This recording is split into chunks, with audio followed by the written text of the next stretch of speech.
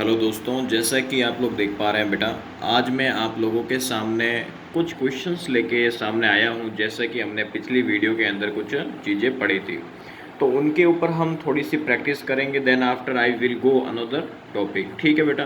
तो अब थोड़ा ध्यान से समझे। जैसे फर्स्ट क्वेश्चन यहाँ पे क्या कहना चाहता है, for given system of vector select pair, यानी कि इन पेयर में से कौन सा सिस्टम को फॉलो करता है उसके बारे में हमें देखना है। तो बेटा फर्स्ट इसमें लिखा हुआ इक्वल वेक्टर। क्या लिखा हुआ बेटा यहाँ पे? इक्वल वेक्टर, जिसमें डी वेक्टर होता है और दूसरा क्या होता है बेटा? E vector. क्या होता है यहाँ पे? ई वेक्टर। तो बेटा डी वेक्टर और ई वेक्टर एक दूसरे के ऑपोजिट है। कैसे बेटा? यहाँ पे एक दूसरे के ऑपोजिट हैं, तो बिल्कुल डी वेक्टर और ई वेक्टर को ये फॉलो नहीं करता है। आगे बात दिमाग के अंदर यहाँ पे आपको दिक्कत नहीं आनी चाहिए इसके अंदर, ठीक है? और दूसरी बात, ऑपोजिट वेक्टर, ए वेक्टर और सी वेक्टर ये कह रहा है ऑपोजिट है। देखो ए वेक्टर भी ये रहा और सी वेक्टर ये रहा, तो बिल्कुल दोनों एक दूसरे के क्या है बेटा? यहाँ पे ऑपोजिट है। तो एकदम सही बात बोल रहा है ये। कैसी बात बोल रहा है बेटा? एकदम सही बात बोल रहा है। अब इसने बोला बेटा यहाँ पे थर्ड ऑप्शन के अंदर बोला है ऑर्थोगोनल वेक्टर। इसका मतलब होता है परपेंडिकुलर होना। अब इसके अंदर ऐसी कौन सी कंडीशंस है जो ऑर्थोगोनल है, मतलब परपेंडिकुलर की कंडीशन के अंदर है? मैं थर्ड पॉइंट की बात कर रहा हूँ। किस पॉइंट की बात कर रहा हूँ बेटा? थर्ड पॉइंट के ऊपर। तो यहाँ पे जो डी है, यहाँ पे जो डी वेक्टर दिख रहा है वो ए वेक्टर पे भी परपेंडिकुलर है, बी पर भी है और आपको सी पर भी दिख रहा होगा यहाँ पे। तो मैं इसको लिखूंगा कैसे? डी वेक्टर परपेंडिकुलर है किस पे? ए वेक्टर पे। First condition, D vector perpendicular है बी वेक्टर पे, और डी वेक्टर परपेंडिकुलर है किसके ऊपर बेटा? सी वेक्टर के ऊपर। तो कुल मिला के ये एक सही बात है कि परपेंडिकुलर की कंडीशन को ही हम क्या कहते हैं यहाँ पे बेटा? ऑर्थोगोनल कहते हैं। क्या कहते हैं बेटा यहाँ पे? ऑर्थोगोनल वेक्टर कहते हैं।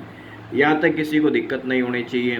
अब इसके बाद में बात आ रही है फोर्थ ऑप्शन की। फोर्थ क्या कह रहा है यहाँ पे? Parallel vector. ऐसे कौन से वेक्टर्स हैं जो आपस में एक दूसरे के पैरेलल है बेटा? बेटा यहाँ पे ऐसा कौन? तो देखो यहाँ पे ए वेक्टर है वो बी के पैरेलल है, और दूसरा डी है जो ई के पैरेलल है, सेम डायरेक्शन के अंदर जा रहा है। तो हम कैसे लिखेंगे इसको? A vector is parallel to B vector, then after D vector is parallel to E vector. तो यहाँ तक मुझे नहीं लगता आप में से किसी को दिक्कत होनी चाहिए। आगे बात दिमाग के अंदर यहाँ पे। अब इसके बाद बेटा आ रहा है एंटी पैरेलल वेक्टर। क्या आ रहा है बेटा यहाँ पे? Anti parallel vector. Anti parallel का मतलब होता है एक दूसरे का ऑपोजिट। तो एक दूसरे का ऑपोजिट कौन सा? देखो बी वेक्टर और सी वेक्टर एक दूसरे के ऑपोजिट है। क्या बेटा? एक दूसरे के ऑपोजिट है। तो मैंने कह दिया B vector and C vector एक दूसरे के ऑपोजिट है। फर्स्ट पेयर तो इसका बनता है और दूसरा इसका भी बनेगा। ए वेक्टर और सी वेक्टर ये भी दोनों की ऑपोजिट डायरेक्शन है। तो हम यहाँ पर क्या लिखेंगे बेटा? ए वेक्टर एंड सी वेक्टर।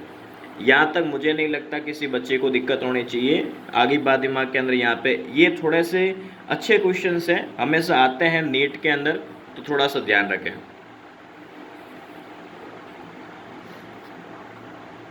अब बेटा हम बात करेंगे ट्रू और फॉल्स टाइप के क्वेश्चंस के ऊपर, क्योंकि ट्रू फॉल्स टाइप के भी क्वेश्चंस पूछे जाते हैं किसके अंदर बेटा? यहाँ पे बिल्कुल नीट के अंदर पूछे गए हैं। तो फर्स्ट बेटा इसके अंदर पूछना चाहता है ये all equal vectors are parallel vector. ये कहना चाहता है यहाँ पे सारे वेक्टर्स जितने भी होते हैं, सारे इक्वल वेक्टर्स होते हैं, वो पैरेलल होते हैं क्या? तो बिल्कुल बेटा पैरेलल होते हैं।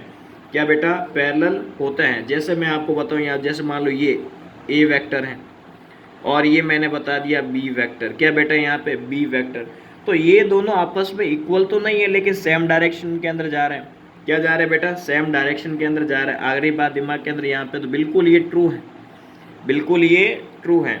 और दूसरी कंडीशन बेटा इसमें पूछा है ऑल पैरेलल वेक्टर्स, सारे parallel vectors are equal vector. तो क्या सारे जो पैरेलल वेक्टर्स होते हैं वो सारे इक्वल होते हैं क्या? मैग्नीट्यूड्स के अंदर उनके इक्वल वेक्टर्स होते हैं क्या? तो ऐसी कंडीशन बेटा पॉसिबल नहीं होती है। क्या बेटा? ऐसी कंडीशन पॉसिबल नहीं है। तो ये एक दूसरे का क्या हो गया बेटा? ऑपोजिट हो गया। क्या हो गया बेटा? ऑपोजिट। मतलब ये दोनों ऑप्शंस, मतलब यहाँ पे जो दोनों क्वेश्चंस हुए हैं वो एक दूसरे के क्या हो गए बेटा? ऑपोजिट हो चुके हैं। अब जैसा कि बेटा क्वेश्चन देख पा रहे हो आप यहाँ पे क्या बोल रहे हैं, यहाँ पे if angle between vector A and B, A और बी के बीच में जो एंगल है इस 30 degree, then find out angle between A और बी। यानी कि यहाँ पे ये कहना चाहता है, यहाँ पे आपको एक ऐसा स्ट्रक्चर दे रखा है, बाकी आप इन तीनों ऑप्शंस को फॉलो करके ये बताओ कि इन के बीच में एंगल कौन सा रहेगा। जैसा कि मैं यहाँ पे फर्स्ट क्वेश्चन आपको करके बताऊँ। फर्स्ट बेटा यहाँ पे ए वेक्टर है, क्या बेटा, ए वेक्टर है, लेकिन यहाँ पे 2a वेक्टर, मैं इसको b वेक्टर नाम दे रहा हूँ, ठीक है। और ये 2a है तो थोड़ा सा बड़ा रहे, है ना, थोड़ा बड़ा होगा, क्या होगा बेटा, बड़ा होगा, क्योंकि 2a वेक्टर है। तो इसके बीच में एंगल कितने डिग्री का है, यहाँ पे 30 डिग्री का है, तो इसके बीच में भी कितना रहेगा, 30, क्योंकि कुछ चेंज हो ही नहीं रहा है। अब बेटा सेकंड बात करें, जैसे मैंने सेकंड बात क्या कर ली, यहाँ पे जैसे बोला यहाँ पे 2a वेक्टर और 3b वेक्टर, तो 3b बड़ा रहेगा, तो हम 3b को इस प्रकार बना लेते हैं 3b वेक्टर, ठीक है, और 2a को यूं बना लेता है यहाँ पे, ठीक है, तो 2a वेक्टर यूं हो जाएगा। तो अब इसके एंगल बीच में भी कितना डिग्री का आएगा बेटा, 30 डिग्री का ही आएगा, तो इसमें देखने की जरूरत नहीं है, आ रही है ना बात दिमाग के अंदर, यहाँ पे ये ध्यान रखना है। अब बेटा यदि मैं थर्ड ऑप्शन पे बात करूँ, किस पे बात करूँ बेटा, मैं थर्ड ऑप्शन पे, तो यहाँ पे लिखा a vector and -3b vector. देखो ध्यान से सुनना, -3b वेक्टर का मतलब क्या होता है, पहले हम क्या करते हैं, इसको थोड़ा सा ढंग से बना लेते हैं ना। तो सबसे पहले बेटा जैसे मान लो कि मैं इसको बनाऊं, यहाँ पे a वेक्टर यूं हो जाएगा, ठीक है, और 3b है नेगेटिव का है, कैसा है बेटा, यहाँ पे नेगेटिव का है। पहले हम b का पॉजिटिव वे बनाते हैं, देखो ये हमने बना दिया पॉजिटिव वे b वेक्टर, जो कितना देर का हमें यहाँ पे 30 डिग्री है, कितना बेटा 30 है, लेकिन ये तो नेगेटिव में है, तो नेगेटिव में हम इसको यूं लेंगे, और कितना है ये माइनस का 3b वेक्टर है, कितना है बेटा, माइनस का 3b वेक्टर है। तो अब हमें यहाँ बनने वाला एंगल फाइंड करना है, क्या पता करना है बेटा, यहाँ बनने वाला एंगल फाइंड करना है। तो ये टोटल 180 होता है, ठीक है, और 180 में से 30 जाएगा बेटा, तो कितना बच जाएगा 150 डिग्री, एम आई राइट। तो हमारा ऑप्शन कौन सा सही होगा बेटा, 150 डिग्री। तो यहाँ तक किसी को दिक्कत नहीं होनी चाहिए बिल्कुल भी। जैसा कि बेटा आप क्वेश्चन देख पा रहे हो, यहाँ पे क्या लिखा हुआ है, draw given vector on paper. हमें क्या करना है, यहाँ पे ये जो भी वेक्टर्स दे रखे हैं इनको पेपर पर क्या करना है, यहाँ पे बनाना है, क्या करना है बेटा, यहाँ पे बनाना है। तो how can draw all this vector on paper, then you can see here. First dear students, हम फर्स्ट क्वेश्चन की बात करें, F vector is equal to tan i cap, और आपको पता है आई कैप रिप्रेजेंट करता है एक्स एक्सिस को। Then I will draw x axis and y axis, x axis and y axis, understood dear students. और tan आई कैप किसको represent करता है, एक्स एक्सिस को, तो मान लो कि tan यहाँ पे आ गया इसके ऊपर इस प्रकार, तो ये किसको रिप्रेजेंट करेगा, tan आई कैप, जो मैं यहाँ पे लिख रहा हूँ F1 vector is equal to tan i cap. बस आपको इतना सा काम करना है, हमने ड्रॉ करके बता दिया है, आगे बाद में हमें ऐसे ही बताना है। अब मान लो कि मैं क्वेश्चन नंबर 2 की बात करूँ बेटा, क्वेश्चन नंबर 2 क्या कह रहा है यहाँ पे, सर हमें tan j कैप बताओ। तो ठीक है बेटा, हमारा टारगेट है F2 is equal to tan j cap, ठीक है। तो हमें वापस इसी प्रकार एक ग्राफ ड्रॉ करना है जो x और y के डायरेक्शन के बीच होना चाहिए, और ये tan j कैप है तो ये y एक्सिस को रिप्रेजेंट करेगा, किसको रिप्रेजेंट करेगा बेटा, y एक्सिस को। तो ये बिल्कुल ये इस प्रकार हो जाएगा, ठीक है। तो हम लिखेंगे इसको tan j कैप, जो किसका होगा बेटा, यहाँ पे F2 वेक्टर होगा। थोड़ा सा मैंने उल्टा लिखा, आप सीधा लिख लेना इसको, आगे बेटा बात दिमाग के अंदर यहाँ पे। अब हम बात करेंगे इसके ऊपर थर्ड सिचुएशन पे बेटा, किस पे बात करें बेटा, थर्ड सिचुएशन। तो अब थर्ड सिचुएशन क्या कह रही है यहाँ पे, थोड़ा ध्यान से समझना। देखो जैसे थर्ड सिचुएशन है F3 vector is equal to tan i cap और tan j कैप, क्या बेटा, tan i कैप और tan j कैप। हम एक ग्राफ ड्रॉ करते हैं, हमने एक ग्राफ ड्रॉ किया ऐसे, ठीक है बेटा। अब इसके बाद क्या करेंगे, हम इसके ऊपर सबसे पहले आई कैप को रिप्रेजेंट कर देते हैं ऐसे। तो ये जो है वो किसको रिप्रेजेंट कर रहा है, tan आई कैप, ठीक है। और हम इसके ऊपर वाई कैप का भी बना लेते हैं इस प्रकार, थोड़ा अलग से रिप्रेजेंट कर रहा हूँ, ध्यान से रहे। तो ये किसका हो गया बेटा, tan j का। अब मान लो कि ये तो रिप्रेजेंट करने का काम हमारा पूरा हो गया है, ये O होता है ओरिजिन, ठीक है, यहाँ पे नाम देते हैं बेटा। इतना काम हो चुका है, लेकिन मान लो कि बाय द वे आपको इसका मैग्नीट्यूड निकालना हो। क्या निकालना हो बेटा, इसका मैग्नीट्यूड। तो मैग्नीट्यूड कैसे निकालोगे, ये कभी ये पूछ ले तो कैसे निकालोगे। तो बेटा ये लाइन क्या है, पैरेलल है किसके, इस लाइन के। तो मैं इस लाइन को यहाँ पे क्या कर दूंगा, शिफ्ट कर दूंगा, ऐसे क्या कर दूंगा बेटा, मैं इसको शिफ्ट कर दिया, इसको शिफ्ट पहले पढ़ा रखा हूँ, शिफ्ट कर देंगे इसको, क्या कर देंगे बेटा, शिफ्ट। जैसे ये tan j कैप है तो ये भी कितना होगा, tan j कैप होगा। अब इसका मैग्नीट्यूड मैं इजी वे से निकालूंगा, क्या बेटा, मैग्नीट्यूड मैं इसका इजी वे से निकाल लूंगा। अब मैग्नीट्यूड कैसे निकलेगा सर, ये मान लो ये पॉइंट A है, तो मुझे OA का मैग्नीट्यूड चाहिए। तो फॉर्मूला हमारे पास होता है F square x plus F square y, यही बात होती है।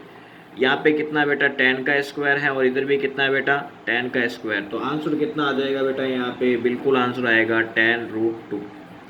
यहाँ तक किसी को दिक्कत है बेटा, बिल्कुल दिक्कत नहीं होनी चाहिए। मान लो कि मुझे ये पता करना हो कि इनके बीच में एंगल कितने डिग्री का बन रहा है। मान लो बेटा कि मुझे पता करना है कि इनके बीच में एंगल कितने डिग्री का बन रहा है यहाँ पे, ठीक है।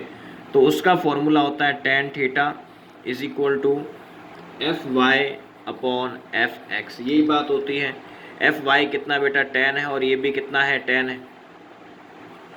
आ रही बात दिमाग में। अब tan से tan कटेगा, कितना आ गया 1, और किसकी वैल्यू होती है tan के अंदर, 45 डिग्री की। तो एंगल कितने डिग्री का ड्रॉ होगा बेटा, 45 डिग्री का ड्रॉ होगा, ये ध्यान रखें। अब बेटा जैसे कि आप लोग देख पा रहे हैं, मैं बात करूंगा फॉर वेक्टर एडिशन। ये क्या होता है सर वेक्टर एडिशन, तो थोड़ा ध्यान समझें। वेक्टर एडिशन के अंदर हम ट्रायंगल लॉ पे बात करेंगे। इसमें लिखा है टू साइड ऑफ ट्रायंगल, किसी भी ट्रायंगल की जो टू साइड्स होती है बेटा, रिप्रेजेंट टू वेक्टर्स। किसको रिप्रेजेंट करती है बेटा, टू वेक्टर्स को रिप्रेजेंट करती है in order. Then third side of triangle in opposite order. जो थर्ड साइड होती है बेटा, वो ट्रायंगल की ऑपोजिट ऑर्डर को रिप्रेजेंट करेगी इसके अंदर, जिसको हम रिजल्टेंट कहते हैं। क्या कहते हैं बेटा यहाँ पे, रिजल्टेंट। जैसे मान लो ये ए वेक्टर है, ठीक है बेटा, और ये मैंने क्या ड्रॉ कर दिया यहाँ पे, बी वेक्टर। आगे बात दिमाग में, ये ए वेक्टर है और ये क्या बेटा, बी वेक्टर। मुझे इसका रिजल्टेंट बनाना है, तो इस प्रकार मैं ड्रॉ करूँगा रिजल्टेंट। तो क्या हो जाएगा, R vector is equal to A vector plus B vector. दिमाग में जा रहा है कि नहीं जा रहा। तो ये जो ऑर्डर है, उसी ऑर्डर को हम क्या कहते हैं बेटा, ऑपोजिट ऑर्डर कहते हैं। क्या कहेंगे बेटा, इसको ऑपोजिट ऑर्डर कहेंगे। तो मुझे नहीं लगता यहाँ तक आप में से किसी बच्चे को दिक्कत होनी चाहिए। अब बेटा इसके बाद हम थोड़ी सी बात करेंगे कार्टेशियन फॉर्म। किसकी बात करेंगे बेटा, यहाँ पे कार्टेशियन फॉर्म की। बेटा अब मैं बात करूंगा आप लोगों के सामने कार्टेशियन फॉर्म पे। किस पे बात करेंगे बेटा, कार्टेशियन फॉर्म। अब ये कार्टेशियन फॉर्म क्या होती है, थोड़ा ध्यान से समझो। जैसे मैंने आपको बताया था कि A vector is equal to A X I cap, इसमें रिप्रेजेंट कर लें इसको, ठीक है। और ये होता है ए वाई जे कैप, ठीक है।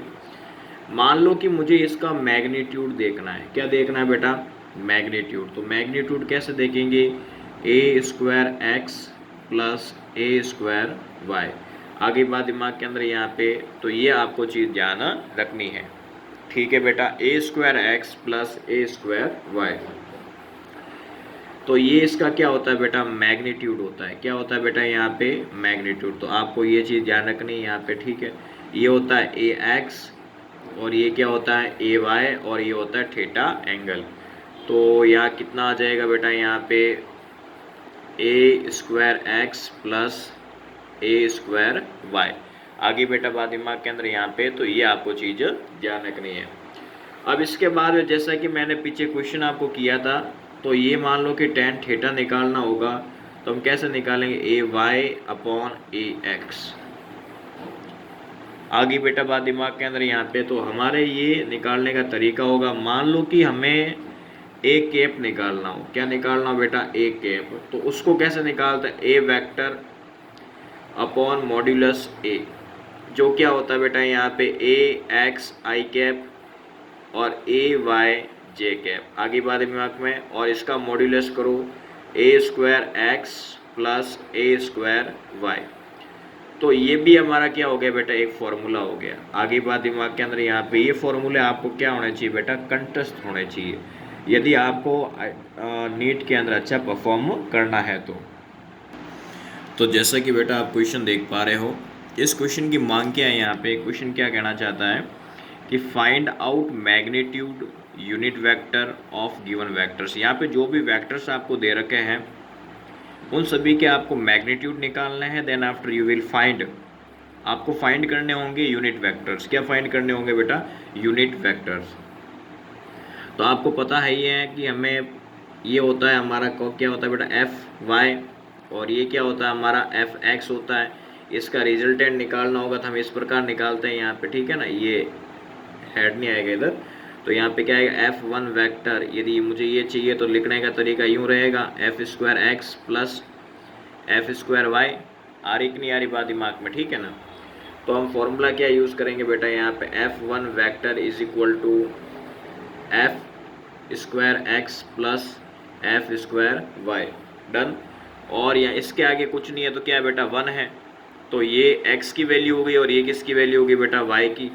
तो 1 का स्क्वायर प्लस √3 का स्क्वायर, स्क्वायर से रूट कैंसिल, तो 1 + 3 कितना आ गया बेटा यहाँ पे 4, और 4 किसका होता है बेटा, 2 का। तो F1 वेक्टर मॉड्यूलस की बात करें जो हमारे पास कितना आ गया बेटा यहाँ पे 2 आ चुका है। कितना आ गया बेटा यहाँ पे 2। तो यहाँ तक मुझे नहीं लगता तुम्हें दिक्कत होनी चाहिए।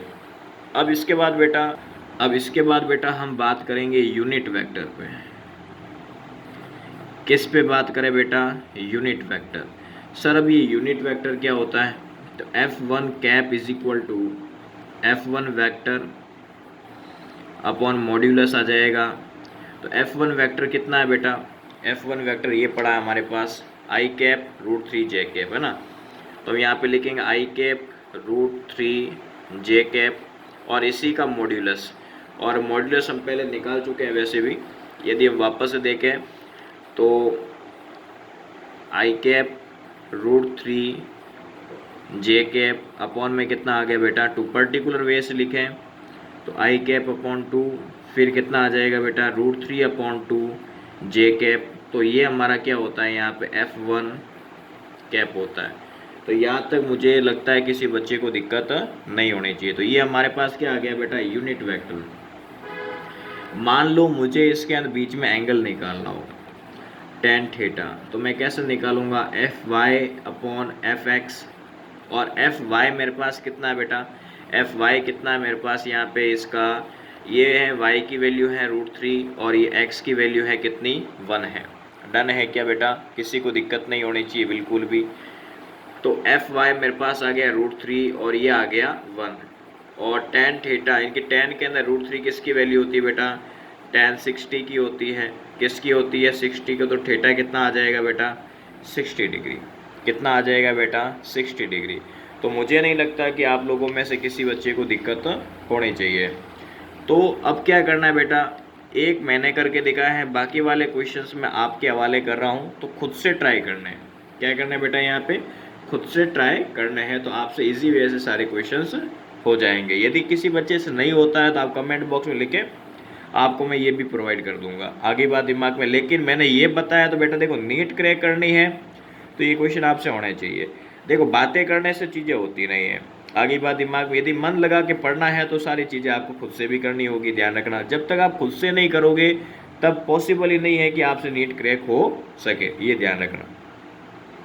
अब बेटा इसके बाद में जो आपको ये क्वेश्चन दिख रहा है, यहाँ पे क्वेश्चन यहाँ पे लिखा हुआ which of the following is a unit vector. इसमें से 4 ऑप्शंस दे रखे हैं, तो इनमें से कौन सा यूनिट वेक्टर को रिप्रेजेंट करता है बेटा, ये हमें इसके अंदर क्या करना है, बताना है। तो बेटा सबसे पहले यूनिट वेक्टर इसका करें, तो देखो 1 का स्क्वायर प्लस 1 का स्क्वायर, तो यहाँ पे तो √2 हो रहा है, ये है ही नहीं, गलत। इसका चेक करो तो 1/4 और 1/4, तो ये कितना हो गया बेटा यहाँ 1/4, तो ये भी पॉसिबल नहीं है, गलत बात है। इसका चेक कर ले तो 1/2 प्लस 1/2, तो बिल्कुल इसका कितना आ रहा है 1 आ रहा है, दैट इज राइट। और इसको चेक करने की जरूरत है ही नहीं, आगे बात दिमाग के अंदर यहाँ पे, तो हमारा ऑप्शन कौन सा सही हो गया बेटा यहाँ पे, बिल्कुल थर्ड ऑप्शन हमारा सही है। तो that is the perfect answer of the option number third. आगे बेटा बात दिमाग के अंदर यहाँ पे ये चीज़ ध्यान रखनी है।